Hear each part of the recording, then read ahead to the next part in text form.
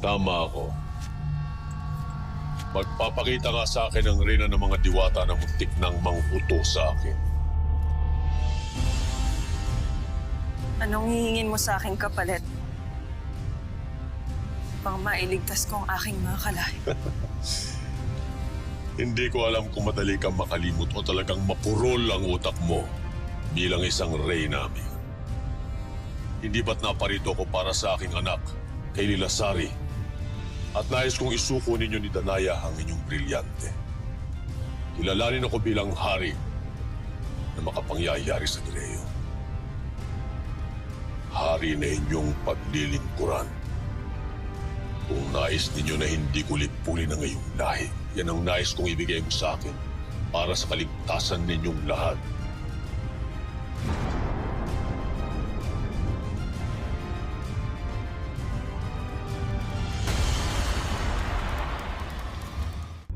Ano at hindi ka sumasagot, Cassiopeia? Hindi ko hawak ang isip at puso ng lahat ng mga diwata. Ngunit maaari mo silang kausapin upang manalig sa akin alang-alang sa kanilang kaligtasan. Minsan ka na rin isinumpa ni Emra dahil hinati mo ang mga brilyante. Kaya alam kong madali kung makukuha ang loob mo. Kaya ipagbigay alam mo na sa mga diwatang na pag-usapan natin, Cassiopeia, kung nais mo ngang sagipin sila.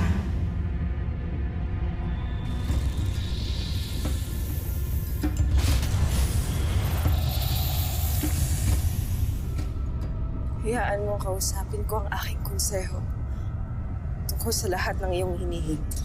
Kausapin ang konseho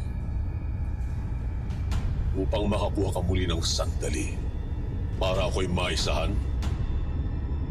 Kakamali kang yan. Hindi na kita papayagan. Ikaw ang reyna ng mga diwata, may karapatan kang magdesisyon para sa lahat. Kaya ano iyong desisyon, ibibigay mo sa akin ang aking hinihiling o susuungin ninyo ang laban sa iyong kamatayan. Mahal na rin. Wala ka ng pamimilian. Narinig mo ang magkiting na si Akil. Kaya't pumayag ka na kung ibibigay mo sa akin ang aking hiling.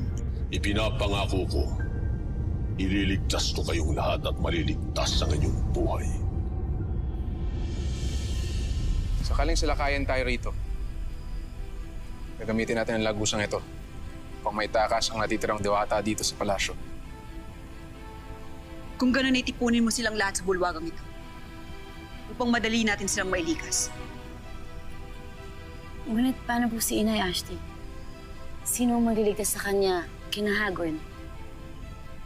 Lira, may utos ang iyong ina. Kung ganun na papabayaan niyo nga siya. Lira, Mira, wala nang maraming tanong. Tama nga si Mira. Hahayaan niyo na lang ang Reyna at si Akil sa mga kaaway.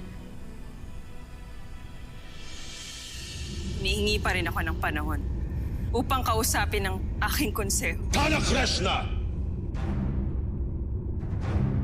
Ayaw ko nang pinaghihintay.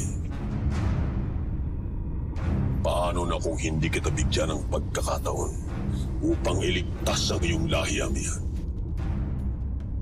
Kung papaslangin mo ako, edi gawin mo na. Kaysa sa pilitin mo akong isuko ang mga bagay na mas mahalaga pa sa buhay ko.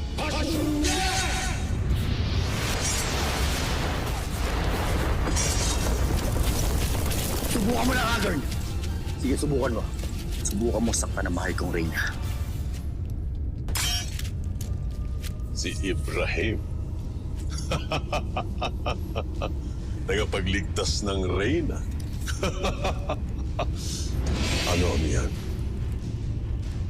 Isusuko mo ba ang aking hinihiling o ang buhay ninyong lahat?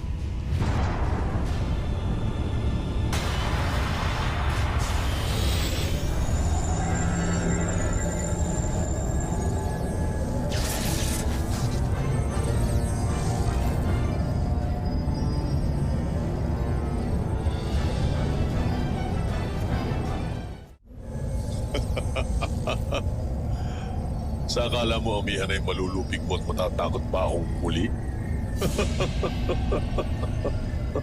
Hindi na, Hagward. Alam na naming hawak mo ang aming mga buhay. At pati buhay ng aking mga kalahi. Kung ganun, ay nagbago na ang iyong isip. Mayroon ka ng desisyon. Ibibigay mo na sa akin ang aking hinihiling. Bukas bago magliwanag, kakamtan mo na ang iyong inaas. Tatak, nice na! Hindi na ako papayag na muli na maghintay sa'yo at ako'y utuhin na mihan. Kahit naman gawin ko yun, matatakasag ba namin ang aming masamang kapalaran sa iyong mga kamay?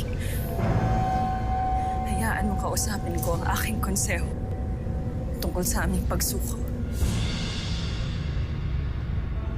Kailangang iligtas ni na Alena at Danay ang maraming diwata na narito. Yun ang kailangan nilang unahin bilang pagsunod sa inyong ina. Kung ganun, wala talagang tutulong kay inay? Mga diwani, tama na yan. Halika at sumama kayo sa akin. Hindi kami sasama sa iyo, Muros. Lira, Mira, huwag nang matigas ang inyong mga ulo.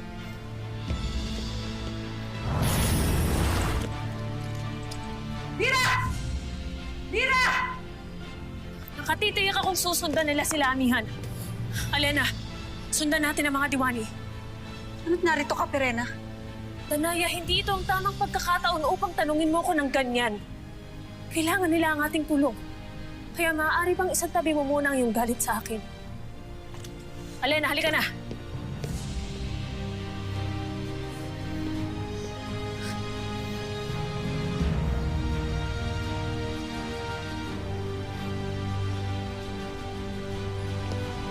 Sasama din pala.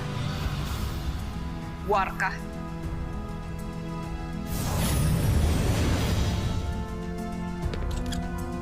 Nunong Imaw, mukhang magsasama-sama muli ang magkakapatid. Oo, Muros. Kaya maghintay muna tayo. Pagkat ngayon lang uli mangyayari ito na muling magsasama-sama ang magkakapatid na sangre.